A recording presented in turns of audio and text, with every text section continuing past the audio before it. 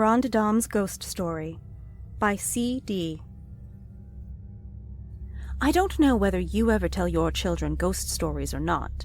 Some mothers don't, but our mother, though of German descent, was strong-minded on the ghost subject, and early taught all of her children to be fearless mentally as well as physically.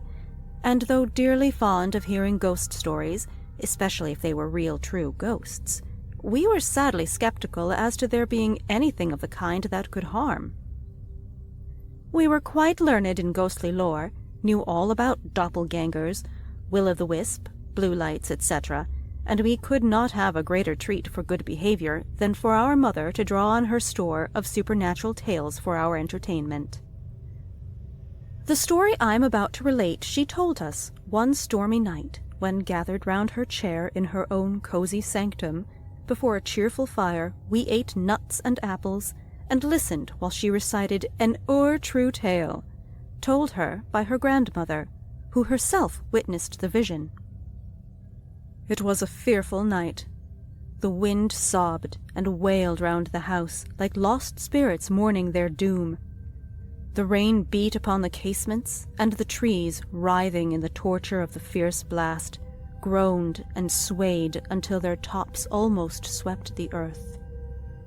Bright flashes of lightning pierced even through the closed shutters and heavy curtains, and the thunder had a sullen, threatening roar that made your blood creep.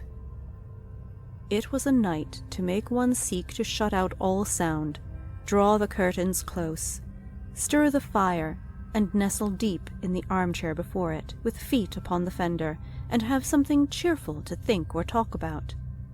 But I was all alone. None in the house with me but the servants, and the servants' wing was detached from the main part of the building, for I do not care to have menials near me, and I had no loved ones near. It was just such a night that Nancy Black died. What a fearful night for the soul to leave its earthly home and go out into the vast unknown future, I spoke aloud, as rousing from a train of thought, I drew my heavy mantle closer round me, wheeled my armchair nearer the fire, and cuddled down in it, burying my feet in the foot-cushion to warm them, for I felt strangely cold. I was in the library. It was my usual sitting room, for I seldom used the parlours. What was the use? My books were my friends, and I loved best to be with them. My children dead or married and away, the cold, grand parlours always seemed gloomy and sad. The ghosts of departed pleasures haunted them, and I cared not to enter them. It was a long, wide room across the hall from the parlours, running the whole length of the house, and was lined with shelves from floor to ceiling. My husband's father had been a bibliomaniac, and my husband had a leaning that way also, and the shelves held many an old rare work that was worth its weight in gold. The fire, though burning brightly, did not illume one half the room of which, sitting in the chimney corner, I commanded a full view, and had been looking at the shadows playing on the furniture and shelves as the flame shot up, and, after a flickering moment, would die out, leaving a gloom which would break away into fantastic shadows as the firelight would again shoot up. While watching the gleams of light and darkling shades, unconsciously the wailing of the storm outside attracted my attention. There seemed to be odd noises of tapping on the windows, and sobs and sighs, as though someone was entreating entrance from the fierce tumult. And as I sat there, again I thought of Nancy Black, the old schoolgirl friend who had loved me so dearly, and the night when she went forth to meet the doom appointed her. Resting my head upon my hand, I sat gazing in the fire, thinking over her strange life and still stranger death, and wondering what could have become of the money and jewels that I knew she had once possessed. While sitting thus, a queer sensation crept over me. It was not fear, but a feeling as though, if I'd look up, I'd see something frightful. A shiver, not like that of cold, ran from my head to my feet, and a sensation as though someone was breathing icy cold breath upon my forehead. the same feeling that you would cause by holding a piece of ice to your cheek. It fluttered over my face and finally settled round my lips, as though the unseen one was caressing me, thrilling me with horror. But I am not fearful, nervous, nor imaginative. And resolutely throwing off the dread that fell upon me, I turned round and looked up, and there, so close by my side that my hand, involuntarily thrown out, passed through her seeming form, stood Nancy Black. It was Nancy Black, and yet not Nancy Black. Her whole body had a semi-transparent appearance, just as your hand looks when you hold it between yourself and a strong light. Her clothing, apparently the same as worn in life, had a wavy, seething, flickering look, like flames have, and yet did not seem to burn. "In the name of God, Nancy Black, what brought you here, and whence came you?" I exclaimed. A hollow whisper followed. "Thank you, my old friend, for speaking to me.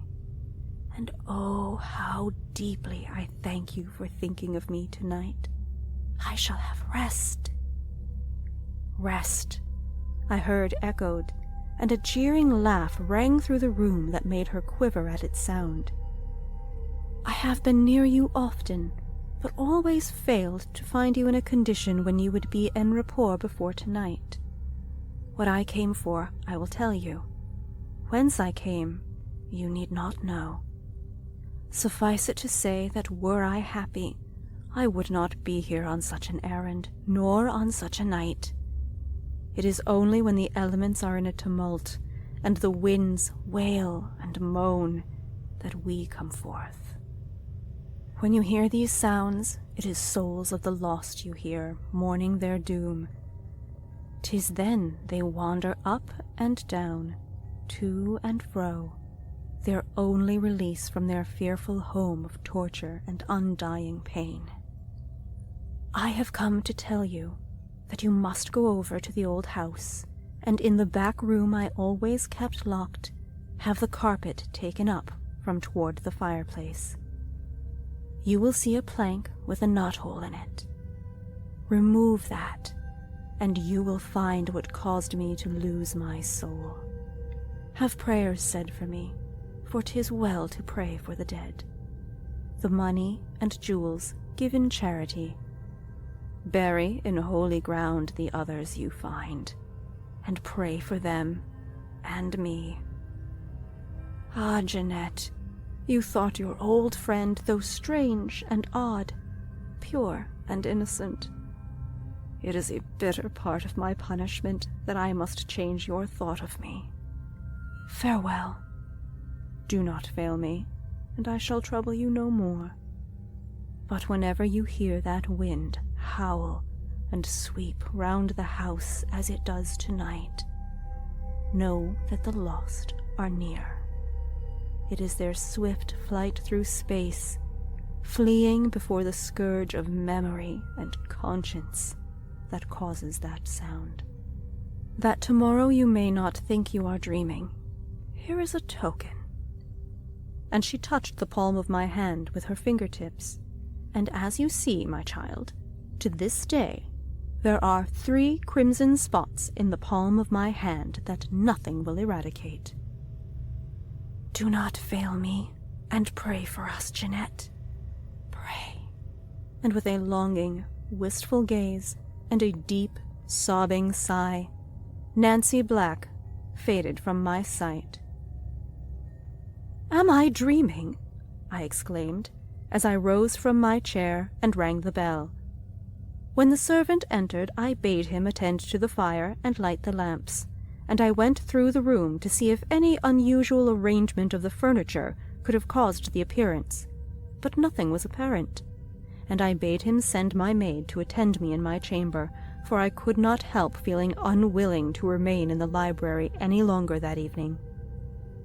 While making my toilette for the night, my maid said, "Have you burned your hand, madam?"